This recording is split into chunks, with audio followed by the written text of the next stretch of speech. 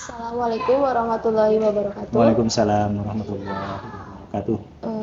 Baik, perkenalkan dulu ya Pak.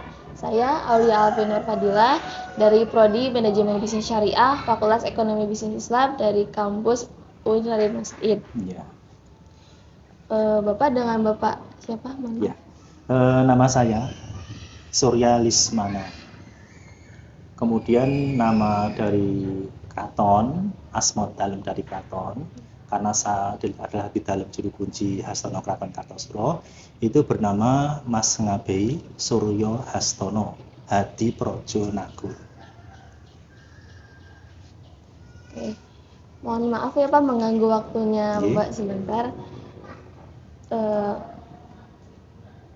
Saya mendapat tugas dari dosen saya itu mewawancara, dan saya memilih Bapak untuk diwawancara. Untuk kegiatan hari ini Bapak kegiatan apa saja? Ya. Jadi kalau pas libur, saya kalau libur itu kan hari Sabtu dan Minggu. Oke. Itu rutinitas kebersihan, bersih-bersih. Jadi tugas utama seorang juru kunci itu adalah menjaga kebersihan lingkungan, terutama lingkungan di sekitar bangsa ini, juga di makam. Makamnya kan di sebelah barat ada, sebelah timur ada. Ini kalau kita hitung, ini sekitar 2 hektar lebih, sekitar 2,5 hektar luas di dalam ini hutan usaha saya. Jadi kalau pas libur saya membersihkan itu.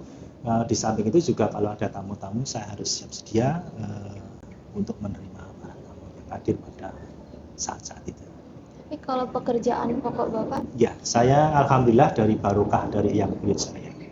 Jadi saya jadi juru kunci itu menggantikan ayah saya yang bernama Raden Tumenggung Kerti Hastono.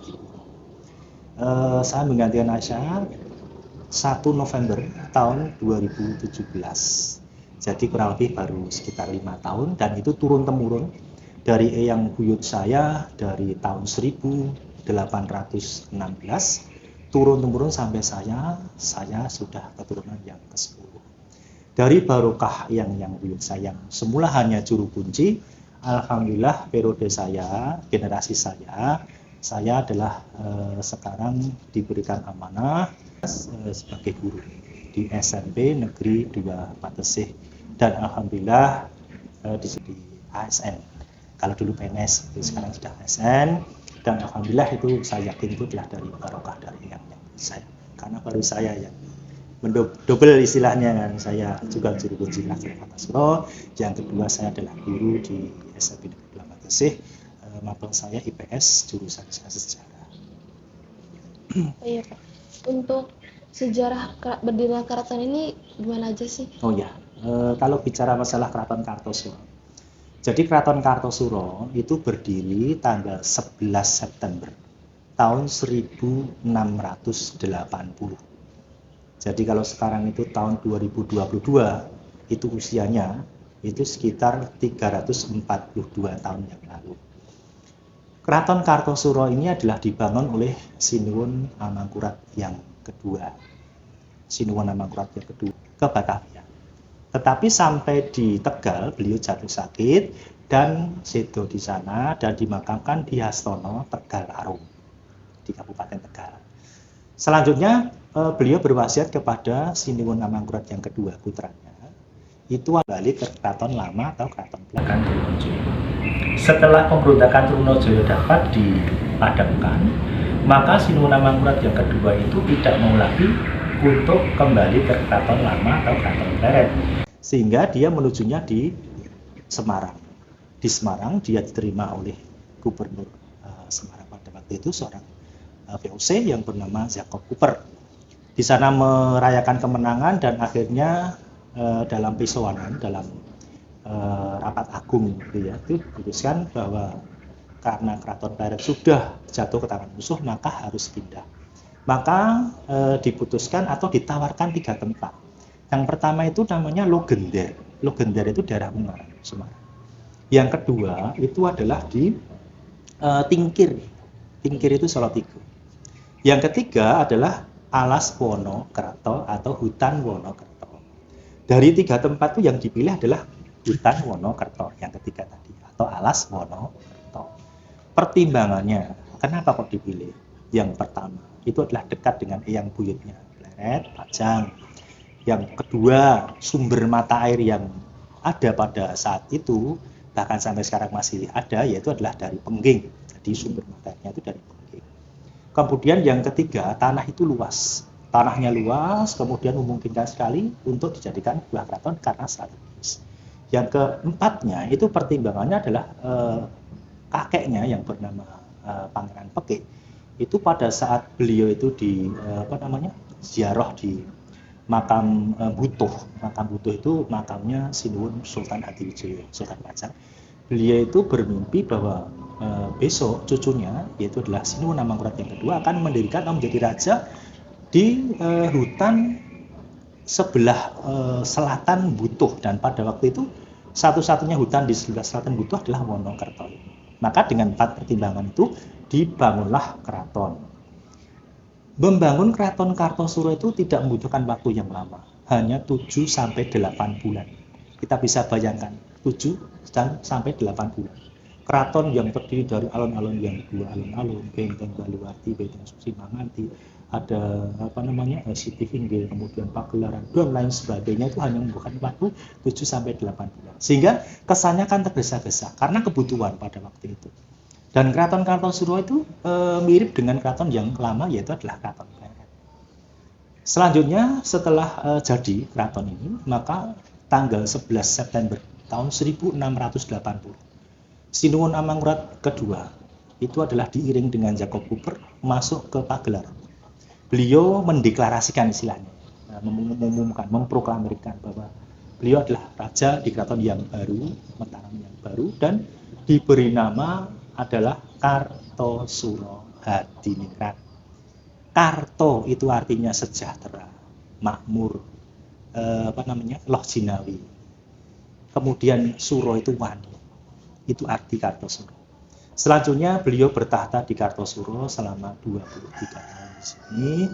Kemudian pada saat beliau bertahta di Kartosuro nanti akan kedatangan Untung Suropati, yaitu adalah seorang pahlawan nasional, pelarian dari Batavia karena dikejar-kejar oleh VOC. Kemudian di Kartosuro dia berteman baik, bersahabat dengan putra daripada Sinuwun Amangkurat yang kedua yang bernama Sinuwun Amangkurat yang ketiga, dan diangkat anak oleh Pepatih Kartosuro yang bernama Nerang Kusumo. Sehingga perjuangan Untung Suropati itu adalah pernah singgah di Kartosuro ini. Kemudian setelah Sinuwun Amangkurat yang kedua nanti Sedo wafat, dia nanti akan digantikan oleh putranya Sinuwun Amangkurat yang ketiga, atau putra daripada Sinuwun Amangkurat yang kedua. Tapi pada saat beliau mengangkat Sinuwun Amangkurat yang ketiga menjadi raja, ada paman di sini tidak setuju kepada pengangkatan tersebut, yaitu namanya adalah Pangeran Puger. Pangeran Puger ini adalah adik atau kakak atau saudara daripada Sinuwun Amangkurat yang kedua ini.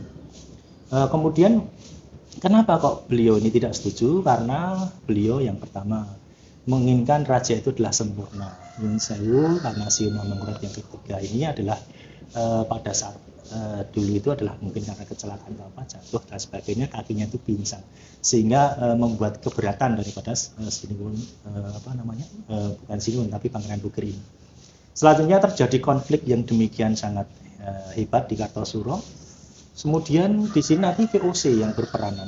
VOC itu dengan sifatnya atau divide impera, politiknya divide impera, pecah belah kekuasaan. Itu nanti akan melihat situasi ini dengan memanfaatkan situasi itu dengan adu domba. Karena apa? Sinuwun Amangkurat yang ketiga itu tidak mau untuk diajak kerjasama, sehingga beliau nanti mengangkat raja baru tandingan yang bernama Pangeran Puger menjadi Sinuwun Pakubuwono yang pertama, didukung oleh VOC. Kemudian nanti terjadi konflik di Kartosuro dan akhirnya Sinuwun Amangkurat yang ketiga nanti lari ke di Pasuruan, Imbangil di Pasuruan, di sana bergabung dengan Untung Suropati yang ada di sana.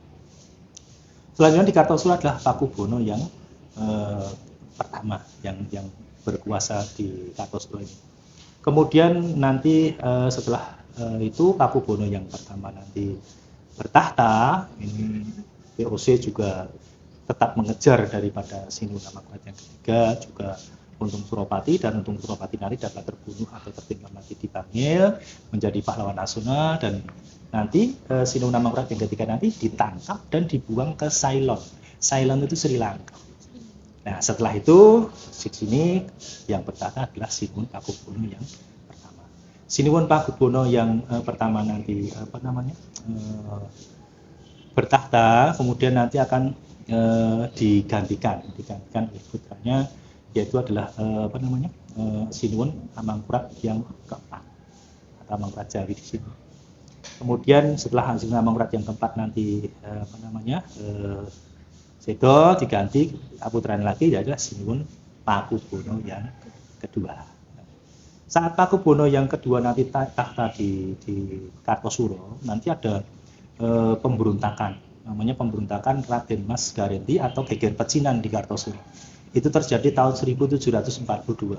Geger pecinan Kartosuro itu adalah dilakukan oleh Raden Mas Garenti bersama dengan orang-orang Cina pelarian dari Batavia. Konon orang-orang Cina itu kan datang dari negeri Tiongkok itu kan banyak sekali, membuat VOC itu kan jadi tidak suka. Selanjutnya banyak yang dibantai, bahkan ada yang dikirimkan ke Tanjung Harapan untuk jadikan tenaga kerja paksa atau tapi dibuang ke laut.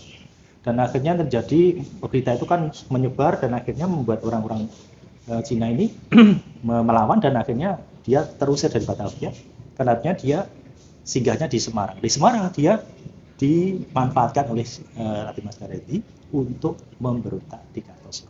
Dan terjadilah pemberontakan geger pecinan Kartosuro tahun 1742. Kartosuro bedah, Sinuhun Pakubuwono yang kedua lari ke Ponorogo. Selanjutnya di sini Sinuhun Raden Mas Garenti nanti sempat menjadi Raja Kartosuro, yaitu bergelar Sinuhun Amangkurat yang kelima. Selanjutnya oleh Cakraningrat yang keempat dilakukan pengembalian kekuasaannya, diserang kembali Kartosuro, kemudian dapat direbut, dan akhirnya Sinuhun Pakubuwono yang kedua kembali ke Kartosuro dalam keadaan yang sudah porak-poranda. Kemudian beliau menginginkan untuk memindahkan kerajaan. Kenapa kok pindah satu? Kerajaan itu pindah satu karena keinginan raja, yang kedua itu karena sudah diduduki musuh. Sehingga harus pindah karena wibawanya atau wahyunya sudah tidak ada, maka harus pindah. Maka nanti direncanakan untuk memindahkan keraton yang baru lagi. Ditawarkan 3 tempat lagi. Yang pertama itu adalah di Tolowang. Tolowang itu di Kadipolo.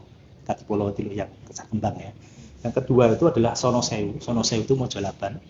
Kemudian yang ketiga itu adalah Kedung Lumbu. Yang ketiga ini yang dipilih, Kedung Lumbu. Selanjutnya dengan bantuan Ki Gede Solo, maka Kedung Lumbu dapat disat ya, kemudian diratakan, diuruk, kemudian dibangunlah sebuah keraton yang baru. Itu memakan waktu ya sekitar 9 bulan. Kemudian belum 100% selesai, tinggal bentengnya itu kan belum selesai, sehingga karena kebutuhan maka Sinuhun Pakubuwono yang kedua dengan diiring oleh Mayor Hogendorf ya. Tadi kalau yang pas di Semarang kan Jakob Bubar, ini yang Mayor Hogendorf ini selalu diusirkan untuk kepentingan di situ. Dia mengawal memindahkan atau bedol keraton ke keraton yang baru. Begitu di pagelaran beliau mengumumkan raja yang baru, Sinuhun Pakubuwono II menjadi raja di keraton yang baru yang diberi nama Surakarta Hadiningrat. Itu nama hanya membalik nama Kartosuro menjadi Surakarta. Itu sekitar tahun 1745. Kemudian beliau bertahta di sana dan akhirnya digantikan oleh keturunannya atau putranya Sinuhun Pakubuwono yang ketiga. Nanti Sinuhun Pakubuwono yang ketiga nanti ada perang namanya perang suksesi, perang keluarga, perang keluarga tapi keluarga yang dilakukan oleh Pangeran Mangkubumi yang pertama, yang kedua nanti adalah oleh Raden Mas Said. Nah, yang pertama oleh Pangeran Mangkubumi itu ada perjanjian namanya perjanjian Giyanti.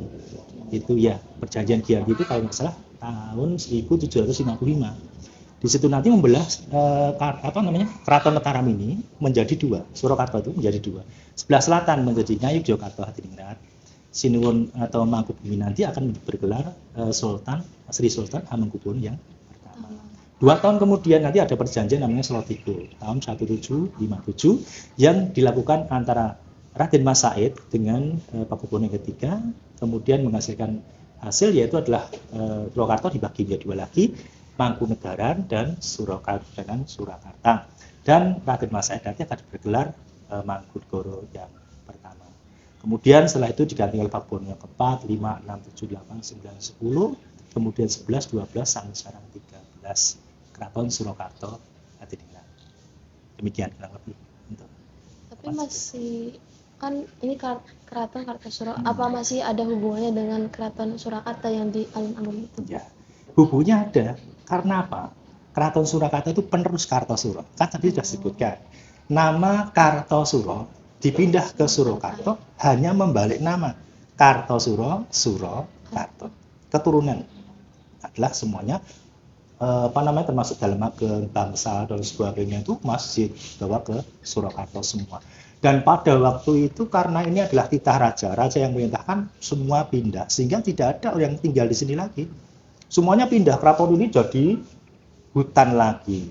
Kalau dulu kan sebelum jadi keraton yang namanya kan Wonokerto. Setelah menjadi hutan lagi, keraton menjadi hutan namanya alas keraton. Jadi hutan keraton.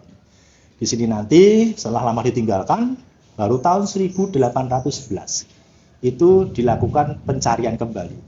Setelah ketemu yang buyut saya itu yang menemukan, kemudian disuruh untuk membersihkan. Membersihkan keraton ini memakan waktu 5 tahun. Tahun 1811 sampai 1816. 5 tahun itu membersihkan alang-alang dan lain sebagainya. Yang ditinggal hanya satu itu, pohon keleco ini. Yang ada ini, sakunya itu. Ini ada pohon keleco, satu-satunya yang tidak ditebang oleh yang buyut saya. Kemudian setelah selesai, dan perlu diketahui bahwa sebelum dilakukannya pembersihan, di sini banyak menjangan. Menjangan itu nanti akan dibuatkan kandang oleh yang saya itu kandang menjangan di Kopassus itu. Kemudian menjangan ditangkap, dibawa ke kandang menjangan. Maka di sana namanya kandang menjangan Kopassus. Kopassus tahun 1962. 1962 jadi dulu RPKAD, sekarang Kopassus. Nah, itu kandang menjangan. Kemudian disinilah nanti dilakukan pembersihan 5 tahun dan tidak ada apa-apanya lagi. Perintah raja pada waktu itu Kartosuro didadekke makam Pacimatan Hastono Saryan. Maka ditetapkanlah di Kartosuro ini bekas-bekasnya adalah menjadi Pacimatan, Saryan atau Hastono. Hastono itu makam sama dengan Saryan. Dan pada waktu itu kebetulan ada seorang punggawa keraton yang sedo tahun 1816 namanya Mas Ngabei Sutorjo. Beliau dimakamkan di Kartosuro sebagai cikal bakal pertama kali orang yang dimakamkan, dan nanti setelah itu dilanjutkan dengan poro sentono keluarga-keluarga dari Wayah, Buyut, Canggah, Wareng di sini. Kalau sudah Wareng ini batasnya jalan sebelah selatan adalah umum. Keluarga juru kunci dan orang-orang yang ikut dimakamkan derek juru kunci. Maka jadilah makam. Makam ini ditutup berdasarkan Undang-Undang Nomor 11 Tahun 2010. Jadi tahun 2010 sampai sekarang makam ini ditutup untuk pemakaman baru. Sehingga yang ada itu hanya makam-makam lama yang tidak ada penambahan dan dihimbau untuk dipindah. Seandainya tidak dipindah tidak masalah karena di sini sudah jadi makam. Hanya tetap diziarahi atau dibersihkan. Tapi kenyataan yang ada menjadi kesulitan kami sebagai seorang juru kunci yang dapat dikatakan adalah gawe-gawenya memang di sini terus ikhlas, ya kan? Tamu-tamunya juga berkurang. Karena apa? Karena sudah Buyut Canggah Wareng itu biasanya sudah lupa dengan keluarganya. Sehingga saya sebagai juru kunci tidak tega. Makanya tiap saya libur, maka saya dengan insya Allah sukarela dengan biaya sendiri atau dari para tamu yang peduli untuk memberikan sumbangsihnya, saya gunakan untuk kebersihan di sini dengan keikhlasan itu. Alhamdulillah sampai sekarang semampu saya, karena kalau membayar orang itu ya ada yang untuk bayar karena pemasukannya sangat minim. Kita sebagai juru kunci juga tidak ada gajinya, sehingga ya hanya keikhlasan kita dan sebagai wujud tanggung jawab kami meneruskan dari cita-cita luhur para pendahulu yang dulu saya, maka kami dengan terus ikhlas untuk menjaga dan memberikan semampu. Kan Bapak sudah dari lama menjadi juru kunci. Pengalaman yang Bapak dapatkan Saya menjadi juru kunci seperti yang saya sampaikan tadi ya, menggantikan ayah saya itu per 1 November 2017. Jadi karena juru kunci itu sistemnya itu dinasti atau ibaratnya feodal ya, keturunan. Jadi keturunan yang berhak menjadikan jadi guru kunci itu adalah anak laki-laki bareng pertama. Oh, anak pertama. Yang pertama, anak pertama tapi laki-laki, bukan mantu, bukan, tapi adalah laki-laki. Anak kandungnya. Yang kedua, sanggup, kesanggupannya ada. Yang ketiga itu mampu dan bisa. Terus ikhlas lillahi ta'ala karena itu adalah gowo gawi istilahnya. Gowo gawi itu apa? Gowo jeneng keraton, membawa nama keraton, dan gawi itu nyambut gawe dengan keikhlasan untuk keraton Surakarta. Jadi di sini adalah apa namanya, kita sebagai abdi dalam keraton Surakarta terus ikhlas untuk nyambut gawe untuk keraton Surakarta. Masalah rezeki nanti sangkan. Nah, pengalaman yang saya sampaikan, yang saya alami, alhamdulillah karena keikhlasan itu yang pertama dari barokah. Saya yakin itu. Jadi barokah dari kita tulus ikhlas itu mesti ada. Seperti yang tadi saya sampaikan itu rezeki sangat parah, dan alhamdulillah saya meskipun putra seorang juru kunci, yang ayah saya itu dulu gajinya hanya 5.000 rupiah. Anaknya 5, guru semua sekarang. Alhamdulillah S1 semua, dan alhamdulillah saya salah satu yang ditugaskan di SMA Negeri Dramatis itu tidak bisa saya pungkiri dari keyakinan dan mungkin karena kenyataan, karena memang saya dari dulu saya lahir di sini dengan barokahnya itu.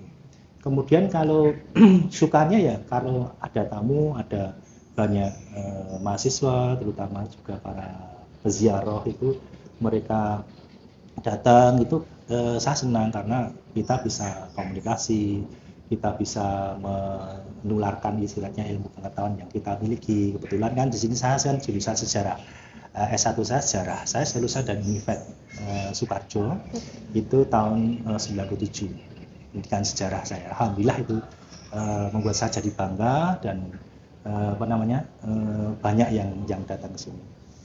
Dukanya karena memang di sini dana yang pertama, memang kita di Jawa Pungkiri wilayah yang sangat luas, 2,5 hektar tanggung jawab saya. Padahal dituntut untuk bersih, dituntut untuk rapi dan sebagainya, dana itu sangat minim. Alhamdulillah sekarang ada banyak kegiatan pemerhati. Yang pertama dari komunitas di Kartosuro itu kan setiap tahunnya ada acara sadranan, ada acara ambil bakso dan sebagainya, dan kegiatan yang lain itu panjang kuyung. Jadi bukan karena uang, bukan karena apa, saya senang dibantu aja, senang dibersihkan, ada acara di sini dan sebagainya, sehingga itu membuat kita juga bangga. Yang ketiganya dengan adanya itu nama Kartosuro dalam arti keraton yang dulu tidak banyak orang tahu, karena di Kartosuro udah ada keraton loh, padahal di sini ada keraton. Mereka kan melihatnya hanya benteng-benteng yang rusak, katanya benteng yang jebol seperti itu, benteng yang seperti itu, di dalamnya mau makan, tapi kan dia nggak tahu dongengnya. Sehingga saya salah satu yang tahu begitu, yang karena dari kecil saya di sini dan saya nekuni sejarah juga, maka saya sebisa mungkin untuk bercerita, sehingga kalau kita ketemu dengan mereka bisa menerangkan, Kartosuro itu salah satu ibu kota Mataram Islam yang besar. Wilayahnya dulu itu adalah Jawa dan Madura. Banyak terjadi konflik di Kartosuro. 65 tahun Kartosuro itu berdiri, tetapi di dalamnya itu adalah penuh dengan konflik karena campur tangan daripada VOC, karena daripada Belanda yang selalu ingin menguasai kerajaan-kerajaan penting, karena mereka berkepentingan di bidang ekonomi, monopoli perdagangan, terutama pelabuhan-pelabuhan dan sebagainya, itu jadi konflik yang berkepanjangan di Kartosuro. Yang terakhir ya Pak, pesan untuk generasi atau mahasiswa sekarang agar... Jadi pesan dan kesan saya sebagai seorang mahasiswa, terlepas dari jurusan apapun karena kita sebagai generasi muda, generasi penerus, maka paling tidak kita harus tahu, paham dan mengerti, dan yang terpenting itu ikut handarbeni, ikut memiliki, karena paling tidak kan dimanapun kita tempatnya, Keraton Mataram itu adalah nyata ada, dan Keraton Kartosuro ini adalah merupakan ibu kota Mataram yang keempat. Yang pertama itu Kuto Gede, yang kedua itu adalah Kerto, kemudian Pleret, Kartosuro, kemudian Surakarta. Selanjutnya dari Surakarta pecah menjadi Ngayogyakarta, Hadiningrat, dan Mangkunegaran. Jadi di sini nanti Kartosuro itu agar supaya para mahasiswa itu juga paham, mengerti, dan banyak orang atau mahasiswa yang datang ke sini untuk melihat, sekedar melihat, tetapi untuk mengangkat Kartosuro ini, Keraton Mataram Kartosuro Hadiningrat ini menjadi salah satu tujuan wisata. Nah, ini tujuan kita kan gitu ya. Jadi tujuan wisata, karena setelah Undang-Undang Cagar Budaya Nomor 11 Tahun 2011 itu ditetapkan, maka di Kartosuro itu adalah tempat untuk wisata budaya, bukan untuk makam lagi. Jadi wisata budaya, wisata pendidikan, wisata religi, dan sebagainya. Nah, kita mengharapkan kerjasamanya dari para mahasiswa untuk mengkaji lebih dalam lagi, membuat Kartosuro ini biar dikenal oleh banyak orang. Terima kasih Pak atas waktunya. Terima kasih. Itu wawancara saya dengan Pak Surya. Kurang lebihnya mohon maaf. Wassalamualaikum warahmatullahi wabarakatuh. Waalaikumsalam warahmatullahi wabarakatuh.